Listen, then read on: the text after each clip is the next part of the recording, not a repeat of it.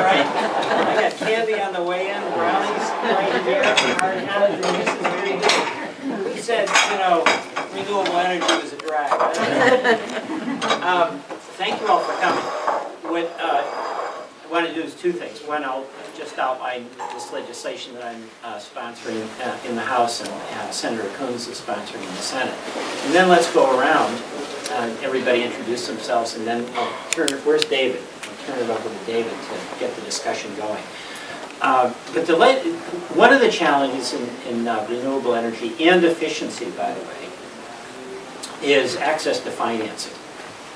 Fossil fuels have traditionally had a number of avenues available to them that for no rational reason are not available to renewable energy and to efficiency.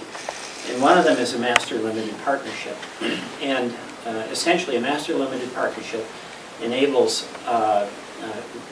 fossil fuel enterprises to take advantage of the tax code where the investment is taxed only when the individual gets a profit distribution from the underlying company. In other words, you don't have a corporate tax and then an individual tax. You have the individual who is investing paying the tax. It's actually a modest expense to the Treasury. It's not as expensive as other tax preferences. But it does two things. Okay, number one, levels the playing field. If this legislation was successful, then it would mean that if you were a renewable energy resource, like solar or wind or biomass or combined heat and power, or efficiency, and you made an investment in a master limited partnership whose business was to be successful in those enterprises, then you would be treated the same as if you were an investor in an oil or a gas well. Okay, no different, no better, but no worse. The second thing that's really, really important about this is that it opens up the possibility to small investors to actually make investments in renewable energy. Right now, one of the challenges is that renewable energy projects require essentially large investments, and they're not available to individuals who might want to buy 100 shares in a renewable energy project. And obviously, the broader the potential participation, where folks who've got a little bit of money to invest, they want to do it in something that they think will help them with their retirement or with their asset portfolio, and want to do it for what they regard as a useful enterprise to help us change our energy portfolio in this country. It really, they do not have that option since master limited partnerships are not available.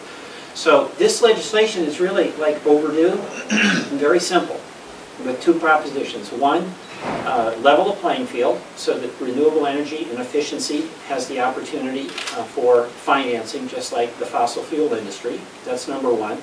And number two, have a device that allows you and me and every Vermonter, if they want to put a few dollars into a renewable energy project or an efficiency project, that they can do it. The question that a lot of people have when I describe this is, we can't do that now, and why not? And obviously there is no rational answer for that, because this is just A, level playing field, and B, investment opportunity for everyday individuals. And my sense is that there's an enormous appetite among small investors who don't regard themselves as sophisticated. They're not going to, quote, make a killing. But if they're going to put $1,000 or $2,000 into a project, they really, really like the opportunity for it to be about efficiency or about clean energy. So I'm somewhat optimistic about our prospects on this. You know, we're in a toxic environment down there, as some of you may have noticed.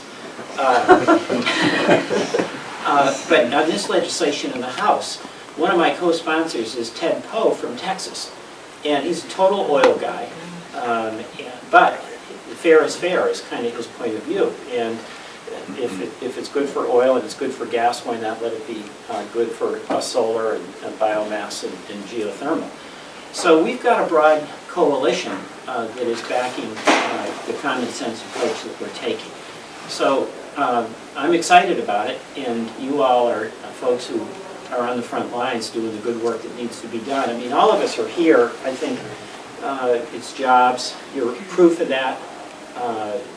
We do think that having a sustainable energy policy in this country is absolutely critical to our environmental future and absolutely critical to our economic future. And it can be done. There's no reason it can't be done. It just means that we've got to allocate our resources and our efforts in the talents of engineers and financiers and marketeers into an industry that has enormous potential for job creation and economic and environmental improvement.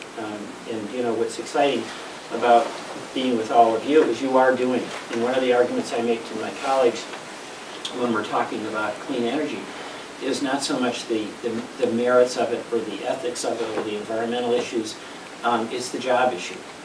And when you can point to a company in your district or remind another member of Congress from another part of the country that there's folks doing efficiency and there's folks doing clean energy in their district and its jobs, that's a language everybody seems to understand.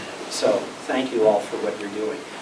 Well, why don't we, David, maybe I'll turn it over to you and maybe have everybody just introduce themselves and you can open it up for some discussion.